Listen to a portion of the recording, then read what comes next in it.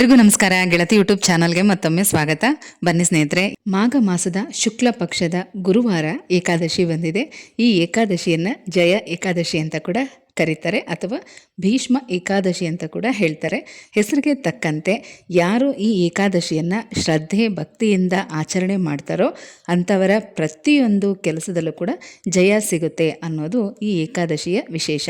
ಹಾಗೆ ಜಯ ಏಕಾದಶಿ ಉಪವಾಸವನ್ನು ಆಚರಣೆ ಮಾಡೋದ್ರಿಂದ ಹಿಂದಿನ ಜನ್ಮದಲ್ಲಿ ಅಥವಾ ಜನ್ಮಾಂತರದ ಕರ್ಮಗಳಿಂದ ಕೂಡ ಮುಕ್ತಿ ಸಿಗುತ್ತೆ.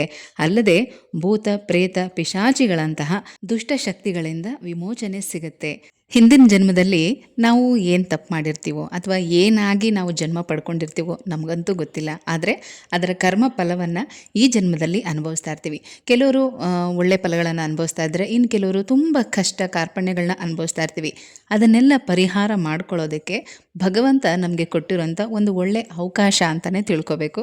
ನಾವು ಹುಟ್ಟೋವಾಗಲೇ ಯಾರು ಏನಾಗಬೇಕು, ಏನೆಲ್ಲ ಅನುಭವಿಸ್ಬೇಕು ಅನ್ನೋದನ್ನು ಆ ಭಗವಂತ ಬರೆದು ಕಳಿಸಿರ್ತಾರೆ ಅಂತ ನಮ್ಮ ಮನೇಲಿ ದೊಡ್ಡವರು ಹೇಳ್ತಾರೆ ಅಲ್ವಾ. ಆದರೆ ಅಂಥ ಹಣೆ ಬರಹವನ್ನು ಕೂಡ ಬದಲಾಯಿಸುವಂಥ ಒಂದು ಅವಕಾಶ ಅಂತಲೇ ತಿಳ್ಕೊಬೇಕು. ಯಾಕೆ ಹೇಳ್ತಾ ಇದ್ದೀನಿ ಅಂದರೆ, ಈ ಜಯ ಏಕಾದಶಿಯನ್ನು ಆಚರಣೆ ಮಾಡೋದ್ರಿಂದ ನಮ್ಮ ಕರ್ಮ ಫಲಗಳನ್ನು ಕಡಿಮೆ ಮಾಡ್ಕೋಬಹುದು. ಸಾಕಪ್ಪ ಈ ಜೀವನ, ಯಾಕೆ ಇಷ್ಟೊಂದು ಕಷ್ಟ, ನಾನು ಮಾಡೋವಂಥ ಪೂಜೆ ಆಗಿರಲಿ ಅಥವಾ ನನ್ನ ಪಾಲಿಗೆ ದೇವರೇ ಇಲ್ವಾ ಅಂತ ಯಾರಿಗೆಲ್ಲ ಅನಿಸುತ್ತೋ ತಪ್ಪದೆ ಈ ಏಕಾದಶಿ ಆಚರಣೆನ ಮಾಡಿ. ಖಂಡಿತವಾಗ್ಲೂ ಆ ಭಗವಂತನ ಆಶೀರ್ವಾದದಿಂದ ಜೀವನ ಬದಲಾಗತ್ತೆ. ಇದು ಹೇಗೆ ಅಂತ ತಿಳ್ಕೊಬೇಕಾ? ಹಾಗಾದರೆ ಈ ಕತೆ ನೀವು ಕೇಳಲೇಬೇಕು.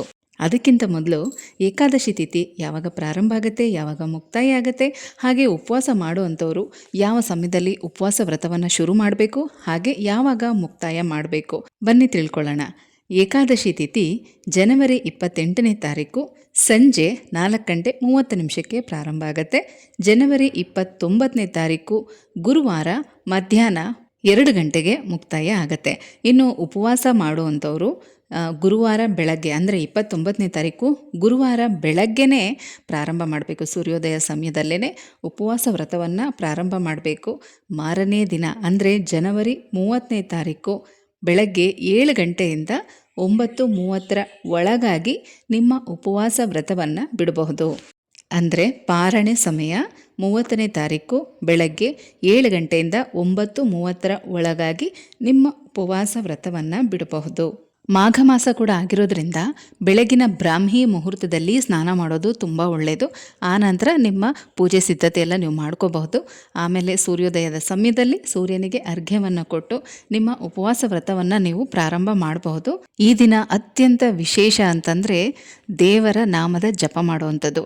ಯಾವುದೇ ನಿಮ್ಮ ಇಷ್ಟದ ದೇವರಾಗಿರಲಿ, ಗುರುವಾರ ಅಂಥೇಳಿ ಗುರುಗಳಾಗಿರ್ಬಹುದು ಅಥವಾ ಏಕಾದಶಿ ಅಂತ ವಿಷ್ಣುವಿನ ನಾಮಸ್ಮರಣೆ ಮಾಡಬೇಕು ಅಂತಲೇ ಏನೂ ಇಲ್ಲ.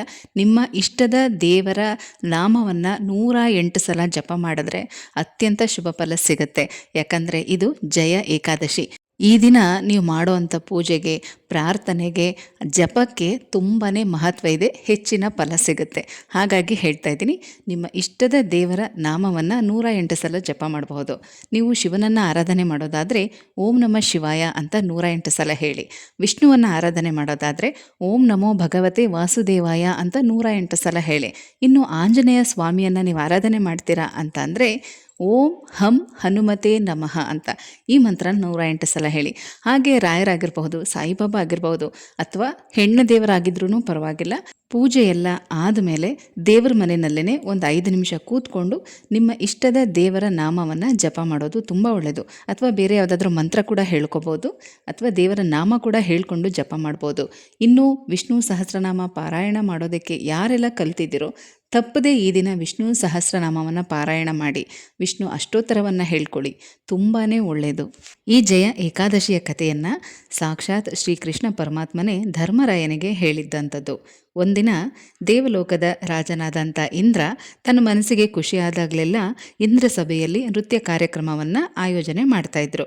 ಹಾಗೆ ಒಮ್ಮೆ ಆತನಿಗೆ ಬಹಳ ಖುಷಿಯಾಗಿ ಎಲ್ಲ ದೇವತೆಗಳನ್ನು ಆಹ್ವಾನಿಸಿ ನೃತ್ಯ ಕಾರ್ಯಕ್ರಮವನ್ನು ಏರ್ಪಡಿಸ್ತಾರೆ.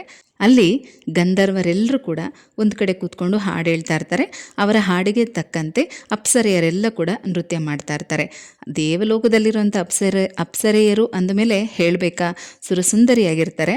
ಅವರಲ್ಲಿ ಒಬ್ಬಳು ಆದಂತಹ ಪುಷ್ಪಾವತಿ ಅತ್ಯಂತ ರೂಪವತಿಯಾಗಿರ್ತಾಳೆ. ದೊಡ್ಡದಾದಂಥ ಮೀನಿನ ಕಣ್ಣಿನಂಥ ಚೆಲುವೆ. ಹಾಡು ಹೇಳ್ತಾ ಇದ್ದಂಥ ಗಂಧರ್ವರಲ್ಲಿ ಕೂಡ ಒಬ್ಬನಾದ ಮೌಲ್ಯವಾನನ ತುಂಬಾ ಸುಂದರವಾಗಿರ್ತಾನೆ.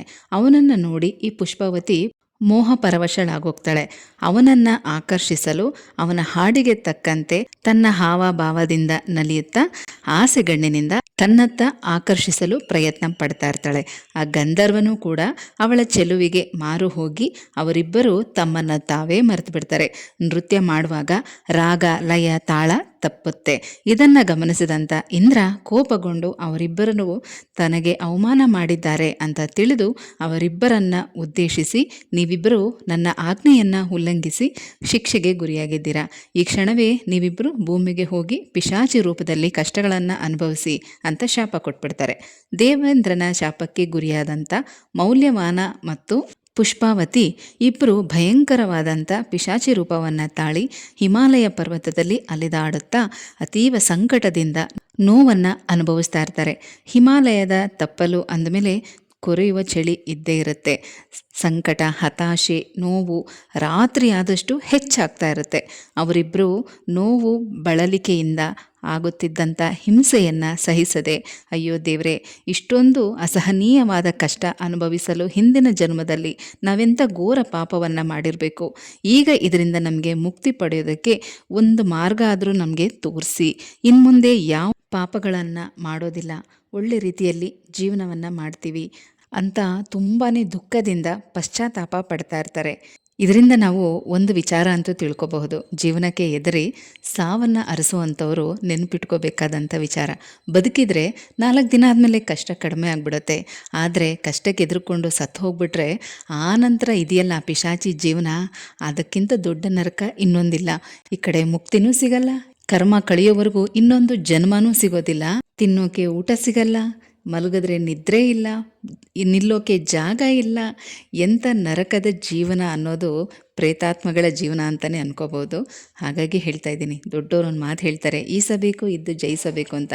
ಇದನ್ನು ಯಾವಾಗಲೂ ನೆನ್ಪಿಟ್ಕೋಬೇಕು. ಹಾಗೆ ಅವರಿಬ್ಬರು ಕೂಡ ಪಶ್ಚಾತ್ತಾಪದಿಂದ ಅರಳಿ ಮರದ ಕೆಳಗೆ ಒಬ್ಬರನ್ನೊಬ್ಬರು ಬಿಗಿಯಾಗಿ ಹಿಡ್ಕೊಂಡು ಕೂತ್ಕೊಂಡಿರ್ತಾರೆ.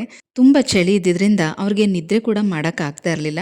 ಹೀಗಾಗಿ ರಾತ್ರಿ ಇಡೀ ಅವರು ಜಾಗರಣೆನೂ ಕೂಡ ಮಾಡಬೇಕಾಗತ್ತೆ.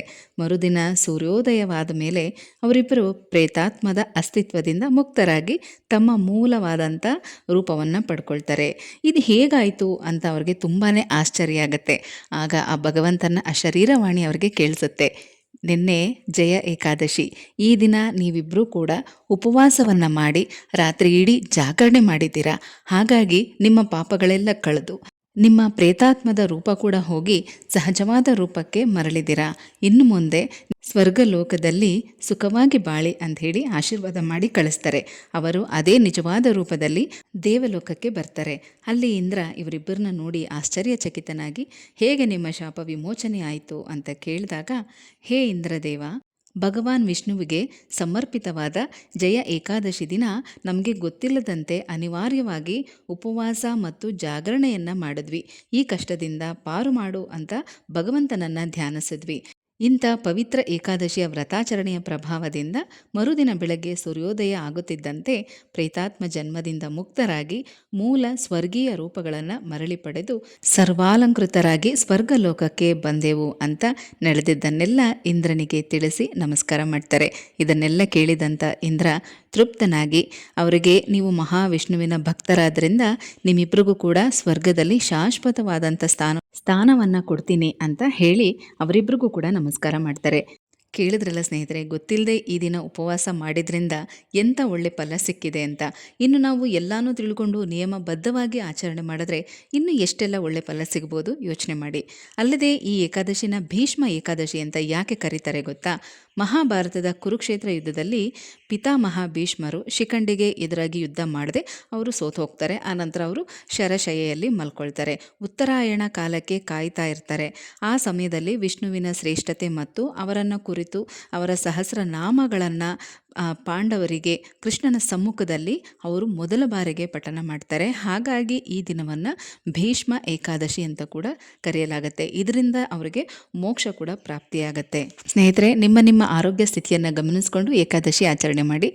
ಆಗಲ್ಲ ಅಂತ ಅನ್ನೋರು ಈ ದಿನ ಅನ್ನವನ್ನು ಮಾತ್ರ ತಿನ್ನಬೇಡಿ. ಈರುಳ್ಳಿ, ಬೆಳ್ಳುಳ್ಳಿ ಮತ್ತು ಅನ್ನ ತಿನ್ನಬೇಡಿ. ನಿಮ್ಮ ಶಕ್ತಿಯಾನುಸಾರ ನಿಮ್ಮ ಆರೋಗ್ಯ ಸ್ಥಿತಿ, ದೇಹ ಸ್ಥಿತಿಯನ್ನು ಗಮನಿಸಿಕೊಂಡು ಉಪವಾಸ ಆಚರಣೆ ಮಾಡಿ. ಆ ಪರಮಾತ್ಮನ ಆಶೀರ್ವಾದ ಎಲ್ರಿಗೂ ಸಿಗಲಿ, ಎಲ್ಲರ ಜೀವನದಲ್ಲಿ ಒಳ್ಳೆಯ ರೀತಿಯ ಬದಲಾವಣೆಗಳಾಗಲಿ ಅಂತ ಹೇಳ್ತಾ ಮುಂದಿನ ವಿಡಿಯೋದಲ್ಲಿ ಮತ್ತೆ ಸಿಗ್ತೀನಿ. ಹೋಗಿ ಬರಲಾ?